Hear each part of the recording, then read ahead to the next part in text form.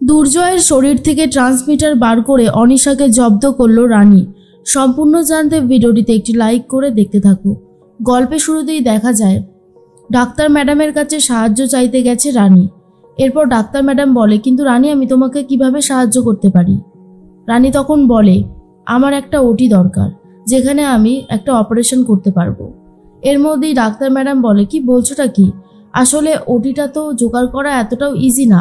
তুমি তো জানো আমি এই নার্সিংহোমে কাজ করি। এরপর এখান থেকে এত সুযোগ সুবিধা তো পাওয়া যাবে কিনা জানি না, তবে আমি ব্যবস্থা করতে পারি, একটু সময় লাগবে। তখনই রানী বলে, প্লিজ ডক্টর, এইটুকু আমাকে হেল্প করুন।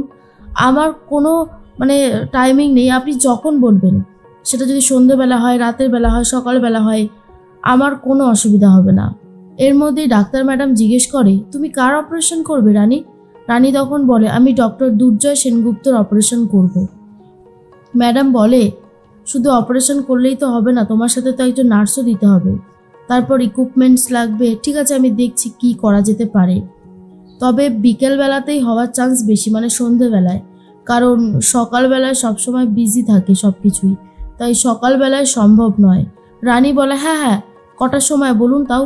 ডাক্তার ম্যাডাম বলে, 7টার দিকে হবে। তখনই রানী বলে, কেন হবে না? অবশ্যই হবে, আমি তাহলে ওই সময় দুর্জয়কে এখানে নিয়ে আসবো। ম্যাডাম বলে, ঠিক আছে। অন্যদিকে রানী আর দুর্জয় তো আলাদা রয়েছে, এটা কোনোভাবেই যেন মেনে নিতে পারে না রিতম, আর বলে, জানো তো দেবু, মাঝে মধ্যে আমার খুব খারাপ লাগে রানীর জন্য। মেয়েটা কোনোভাবেই সুখ পাচ্ছে না, শুধুমাত্র এই অনিশার জন্য। দেবু বলে, পাবে, এবারে দেখবে অনিশা ঠিক ওর কুকর্মের শাস্তি পাবে। অনিশা যেই লেভেলে কুকীর্তি করেছে, এখন যদি ও শাস্তি না পায়, তাহলে আর কবেই বা শাস্তি পাবে, তাই না?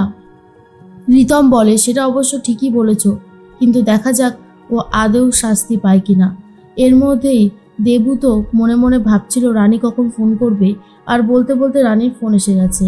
তখনই রিতম ফোনে কথা বলতে ব্যস্ত হয়ে পড়ে আর বলে, হ্যাঁ রানী বলো।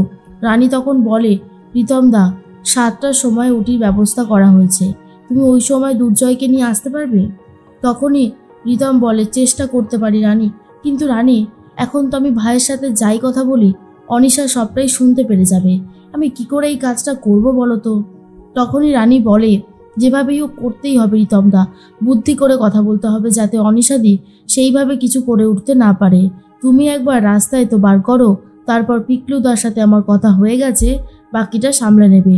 এর মধ্যে রিতম বলে, হবে তো রানী, আমার কিন্তু খুবই নার্ভাস লাগছে।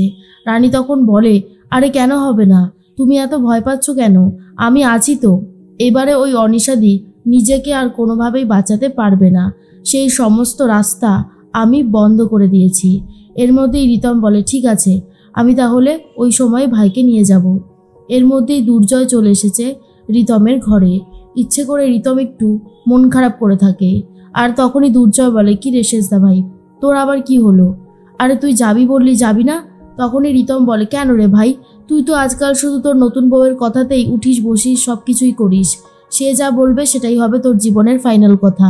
তুই যে এইরকমভাবে বদলে যাবি, সেটা তো আমি স্বপ্নেও ভাবতে পারিনি। দুর্জয় বলে, সব তুই কি বলছিস? রিতম তখন বলে, কেন, আমি ভুল কিছু বলেছি বলে তো মনে হচ্ছে না, কারণ তুই যেরকমটা করছিস আমি সেই হিসেবেই বললাম আর কি। দুর্জয় বলে, দেখ সেরকম কোনো ব্যাপার না, তুই আজকে যাবি সন্ধ্যাবেলায়? কটার সময় যাবি বল? 6টার দিকে বেরোই। তখনই রিতম মনে মনে ভাবে, এই তো দুর্জয় রাজি হয়ে গেছে। অন্যদিকে অনিশা তো সব কিছু শুনতে পায়। অনিশা মনে মনে বলে, এই রানীকে আমার কখনোই বিশ্বাস হয় না, রানীরই তো সাগরাদ হচ্ছে এই দেবু আর রিতম দা। হয়তো রানীর কথা মতোই দুর্জয়কে কোথাও নিয়ে যাওয়ার প্ল্যান করছে। না, এত সহজে তো হাল ছাড়লে চলবে না। দুর্জয় তো রাজি হয়ে যায়, রিতমও রাজি হয়ে যায়। দুর্জয় ঘরে চলে যায়। দেবু তখন বলে, এই তো ওকে নিয়ে বেরোনোর একটা উপায় পাওয়া গেছে, আর চিন্তা কিসের? রিতম বলে, চিন্তা আছে গো, অনেক চিন্তা আছে, আমি শুধু ভাবছি যে অনিশা শেষ পর্যন্ত কাজটা করতে দিলে হয়, কারণ ও তো সব কিছু শুনে নিল না। এর মধ্যেই রানী ফোন করেছে আর বলে, রিতম দা, ব্যবস্থা হয়েছে তো? দুর্জয়কে বলেছো তো? তখনই রিতম বলে, হ্যাঁ রানী, বলে তো দিয়েছি। রিতম এটাও বলে যে অনিশা তো সবটা শুনতে পেরে গেছে, এবার কি হবে? রানী বলে, আরে তুমি এসব নিয়ে একদম ভেবো না, দেখোই না আমি কি করি, সবটা সামলাই, তুমি শুধু দেখতে থাকো। রিতম বলে, আচ্ছা তোমার ওপরেই ভরসা রেখেছি রানী। এর মধ্যেই টাইম হতে বিকেল বিকেল বেরিয়ে পড়ছে রিতম আর দুর্জয়। রিতম গাড়ি চালাতে শুরু করে দিয়েছে। দুর্জয় বলে, আরে তাড়াতাড়ি চালা, দেরি হয়ে যাবে তো এরপর ফিরতে ফিরতে বাড়িতে। তার মধ্যেই রিতম বলে, এই তো চলে এসেছি, দাঁড়া আমি একটা জলের বোতল নিয়ে আসি, গাড়িতে একটাও জল নেই। এর মধ্যে গাড়ির পেছনে গুন্ডারা গাড়ি নিয়ে ফলো করছিল। আর অনিশা তখন গুন্ডাগুলোকে বলে, শোনো, রিতম দাকে আর দুর্জয়কে কখনোই চোখের আড়াল করবে না, না হলে কিন্তু মুহূর্তের মধ্যে অনেক কিছু ঘটে যাবে। তখনই গুন্ডাগুলো বলে, ম্যাডাম আপনি একদম চিন্তা করবেন না, আমি আছি তো, আমি সবটা সামলে নেব। এরপর ফোনটা কেটে দেয়। অনিশা মনে মনে বলে, আমার তো সহ্যই হচ্ছে না এই রানীকে, ওকে যতক্ষণ না শেষ করতে পারছি ততক্ষণ তো একটা চিন্তা থেকেই যাচ্ছে। এদিকে রিতম জল নেবার নাম করে তো বেরিয়েছিল, দোকানে গিয়ে জল নিচ্ছে আর দুর্জয়কে অজ্ঞান করে দিচ্ছে পিকলু। পিকলু দুর্জয়ের নাকে এমনই একটা জিনিস শুকিয়ে দেয় যেটা শোকার পরে একদমই অজ্ঞান হয়ে গেছে দুর্জয়। গাড়িটা নিয়ে পিকলু সেখান থেকে চলে যাচ্ছে। আর এদিকে গুন্ডাগুলো তো রিতমের ওপর নজর রেখেছিল, এইভাবে যে গাড়ি নিয়ে অন্য কেউ চলে যেতে পারে এটা ভাবতেই পারেনি। তার মধ্যেই রিতম বলে, এই এই আমার ভাইকে কিডন্যাপ করে নিয়ে গেল। আসলে রিতম সবটাই জানতো, এমনি এমনি এরকমটা করছিল যাতে গুন্ডাগুলোকে আটকাতে পারে। এরপর রানী মনে মনে ভাবে, এখনো আসছে না কেন।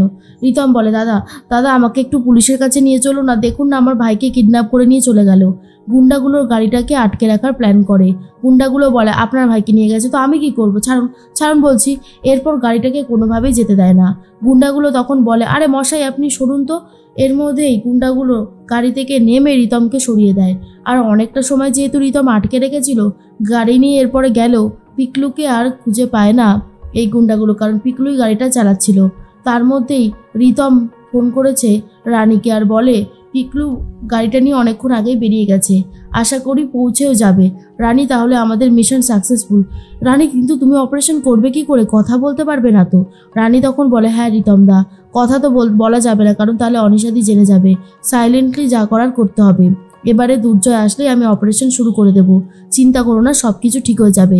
অনিশাদি আর চাইলেও কিছু করে উঠতে পারবে না। অনিশাদির কোনো ধারণাই হবে না যে আমি দুর্জয়কে কোথায় নিয়ে গিয়ে অপারেশন করতে পারি। এর মধ্যেই অনিশা ফোন করে গুন্ডাগুলোকে আর বলে, সব ঠিক আছে তো? গুন্ডাগুলো বলে, ম্যাডাম সর্বনাশ হয়ে গেছে।